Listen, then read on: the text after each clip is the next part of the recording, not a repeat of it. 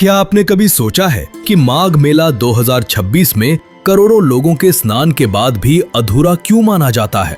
और क्या वजह है कि प्रयागराज का ये विशाल मेला हर साल सिर्फ एक ही दिन पर जाकर खत्म होता है, महाशिवरात्रि पर? दोस्तों, दुनिया का सबसे बड़ा धार्मिक मेला शुरू हो चुका है। प्रयागराज में इस समय करोड़ों लोग सिर्फ एक स्नान के लिए इकट्ठा हैं।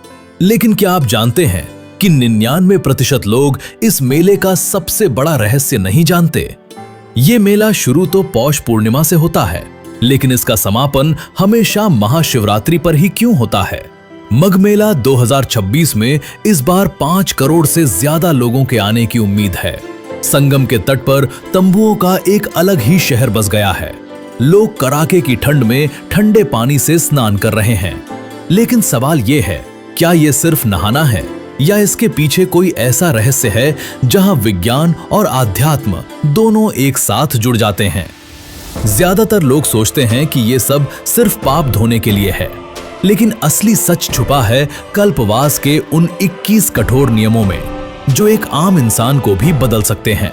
कौन से हैं वो नियम जिन्हें बड़े बड़े राजा भी निभा नहीं पाए?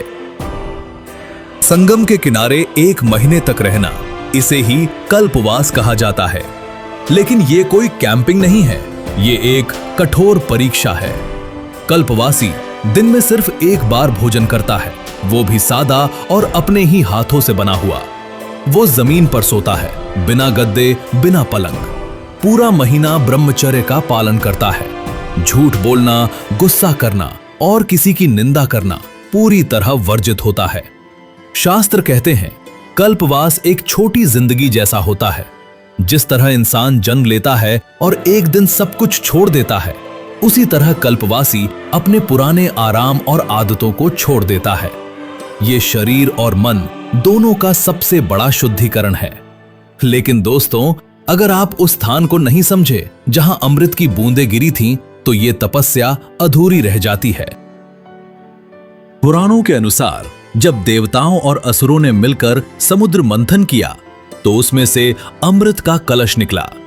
अमृत को लेकर संघर्ष हुआ और उसी दौरान अमृत की कुछ बूंदें धरती पर 4 स्थानों पर गिरीं: हरिद्वार, उज्जैन, नासिक और प्रयागराज। इसीलिए प्रयागराज को तीर्थराज कहा जाता है। यहां का जल सिर्फ पानी नहीं, अमृत तुल्य माना जाता है। लेकिन इससे पहले समुद्र से निकला था हलाहल विष, जिसे कोई भी पीने को तैयार नहीं हुआ। तब महादेव ने उस विष को अपने कंठ में रोक लिया और वो बने नीलकंठ। यहीं से मघ मेला का असली अर्थ शुरू होता है। हम संगम में स्नान करते हैं अपने भीतर के क्रोध, लालच और पाप रूपी विष को धोने के लिए, ठीक वैसे ही जैसे महादेव ने विष को अपने भीतर रोका था। लेकिन सवाल यह है, क्या आधुनिक विज्ञान भी इस बात को मानता है? विज्ञान कहता है, माघ महीने में सूर्य मकर राशि में प्रवेश करता है। इस समय सूर्य की किरणें एक विशेष कोण पर धरती पर पड़ती हैं। कई शोधकर्ताओं का मानना है कि इस दौरान संगम के जल में जैव चुंबकीय ऊर्जा बढ़ जाती है। जब कोई व्यक्ति सुबह सुबह ठंडे पानी में स्नान करता है, तो शरीर का रक्त प्रवाह तेजी से मस्तिष्क की ओर जाता है, जिससे दिमाग के न्यूरॉन्स सक्रिय हो जाते हैं। कल्पवास असल में दुनिया का सबसे पुराना डोपामिन डिटॉक्स है। 1 महीने तक बिना मोबाइल, बिना स्वादिष्ट भोजन और बिना आराम के रहना दिमाग को पूरी तरह रीसेट कर देता है। तन शुद्ध हो जाता है, मन शांत हो जाता है। अब समय आता है इस यात्रा के अंतिम पड़ाव का।